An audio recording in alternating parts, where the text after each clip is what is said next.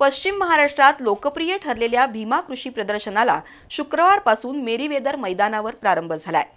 प्रदर्शनाच्या आज दुसऱ्या दिवशी नामवंत कृषी तज्ञांची व्याख्यानं झाली। त्यातून शेती आणि शेतकरी यांच्या प्रगतीसाठी कृतिशील विचारांची देवाणघेवाण झाली। नव्या तंत्रज्ञानाचा वापर करून शेतकऱ्यांनी आधुनिक पद्धतीने शेती केली तरच भारताचा भविष्यकाळ उज्ज्वल आहे, असा संदेश कृषी तज्ञांनी दिलाय। खासदार धनंजय महाडिक यांच्या वतीनं कोल्हापुरात भीमा कृषी प्रदर्शन सुरू झालंय। शेती क्षेत्रातील नवीन बदल आणि तंत्रज्ञान यांची सांगड घालत शेतकऱ्यांनी शेती कशी करावी याची माहिती होण्यासाठी हे प्रदर्शन आयोजित केलं जातं। यावर्षीच्या कृषी प्रदर्शनाला शुक्रवारपासून प्रारंभ झाला। आज प्रदर्शनाच्या दुसऱ्या दिवशी नामवंत कृषी तज्ञांची व्याख्यानं झाली। त्यामध्ये कराड कृषी महाविद्यालयाचे प्राध्यापक डॉक्टर प्रशांत पवार यांचं पश्चिम महाराष्ट्रातील गळीत धान्य पीक लागवड आणि तंत्रज्ञान या विषयावर व्याख्यान झालं। 1965 साली देशात हरित क्रांतीला सुरुवात झाली। त्यानंतर आपण अन्नधान्य उत्पादनात परिपूर्ण झालो।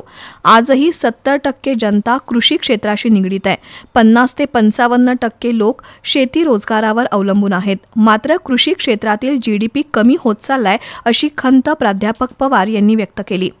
जगभरात 40 प्रकारच्या तेलबियांचं उत्पादन होतंय, पण भारतात फक्त 9 प्रकारच्या तेलबियांचं उत्पादन होतंय। भारतात प्रति माणशी सुमारे 21 किलो तेलाची गरज असते, पण भारतात प्रति माणशी 15 किलो तेलाची निर्मिती होते।